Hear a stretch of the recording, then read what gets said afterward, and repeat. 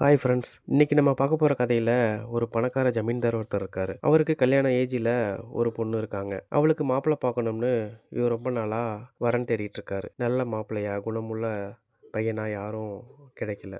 தொடர்ந்து முயற்சி பண்ணிட்டு இருக்காரு. கடைசியா 3 பேர் கிடைக்கிறாங்க. அந்த 3 பேர்ல யாரை தேர்ந்தெடுக்கணும் அப்படிங்கிறது அவருக்கு குழப்பம். அந்த குழப்பத்தை தீர்க்கணும்னு அந்த ஊர்ல ஒரு மூத்த பெரியவரை தேடி போறாரு. போயிட்டு இந்த விஷயத்த சொல்றாரு. அந்த பெரியவரும் ஒரு ஐடியா கொடுக்குறாரு. அந்த ஐடியா நல்லா இருக்கேன்னு சொல்லிட்டு கிளம்பி அங்கேருந்து வந்து அந்த 3 பேரையும் ஒரு நாள் கூப்பிட்டு உட்கார வச்சு சொல்றாரு. இதை பாருங்கப்பா, உங்க 3 பேருக்கும் 3 மாசம் டைம் தரேன். நீங்க இப்போ போகலாம். நீங்க இந்த 3 மாசத்துல என்னென்ன நல்ல காரியம் பண்ணீங்கன்னு ஒவ்வொருத்தரா சொல்லணும் அப்படின்னு சொல்லி அனுப்புறாரு. 3 பேரும் சரின்னு சொல்லிட்டு திரும்பி போயிடுறாங்க. 3 மாசம் ஆயிடுச்சு. அதுக்கப்புறம் ஒரு நாள் திரும்பி 3 பேரும் வந்தாங்க. அவர் அவங்கள கூப்பிட்டு உட்கார வச்சு ஒவ்வொருத்தரா கேட்குறாரு. அவங்களும் ஒவ்வொருத்தரா சொல்ல ஆரம்பிக்கிறாங்க. அதுல ஃபர்ஸ்ட் வந்த பையன் சொல்றாப்புல, ஐயா, எங்க அப்பா இறந்ததுக்கப்புறம் அவரோட கணக்கு வழக்கெல்லாம் எடுத்து பார்த்தேன். அதுல ஒரு வியாபாரி கிட்ட 10,000 கடன் வாங்கியிருந்ததா எழுதியிருந்தாரு. அந்த வியாபாரியும் இப்ப உயிரோட இல்ல. அதனால அந்த வியாபாரியோட பையனை கண்டுபிடிச்சு அந்த கணக்கு புத்தகத்தை அவங்கிட்ட காட்டி, எங்க அப்பா உங்க அப்பா கிட்ட 10,000 பணம் வாங்கியிருக்காருங்கிறத சொல்லி அந்த படனை திருப்பி கொடுத்துட்டேன் அப்படின்னு சொல்றான். சரி, 2வது பையன் வந்தாப்புல, ஐயா, நான் போன மாசம் ஒரு நாள் ராத்திரி வேலையில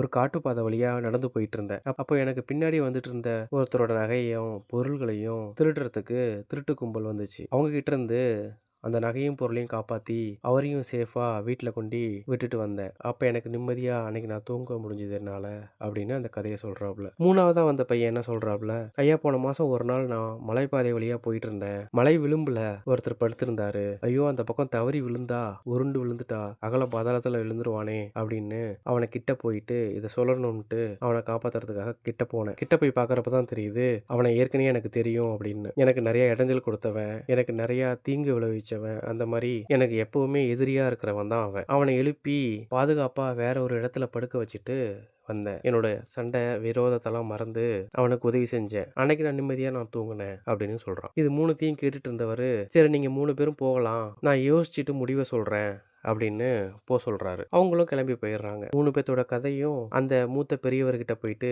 திருப்பி இந்த ஜமீன்தாரு சொல்றாரு. இந்த 3 பேரும் நல்ல பிள்ளைங்க தான், அதுல ஒன்றும் சந்தேகம் இல்லை. இருந்தாலும் இந்த 3 பேரும் செய்த செயல்களை ஒப்பிட்டு பார்க்கும்போது முதல்ல வந்தவன் நேர்மைக்கு எடுத்துக்காட்டா இருக்கான், 2வது வந்தவன் ரொம்ப வீரனா இருக்கான், 3வது வந்த இளைஞனும் பகைவனுக்கே உதவி செஞ்சிருக்கான். அது சாதாரண மனிதனால செய்யக்கூடிய விஷயமும் இல்லை. இப்ப இருக்கிற காலகட்டத்துல யாரும் அப்படி செய்ய மாட்டாங்க. அதனால 3வதா வந்த பையனுக்கு திருமணம் பண்ணி கொடுத்துரு அப்படின்னு இந்த மூத்த பெரியவர் சொல்றாரு. அவரும் அந்த பையனை கூப்பிட்டு தன்னோட சொத்து பத்து தன்னோட பொண்ணையும் ஒப்படைக்கிறாரு. இதுல இருந்து நமக்கு என்ன தெரியுது, நம்ம கெடுதல் பண்ணவங்களுக்கும் நல்லதுதான் செய்யணும் அப்படின்னு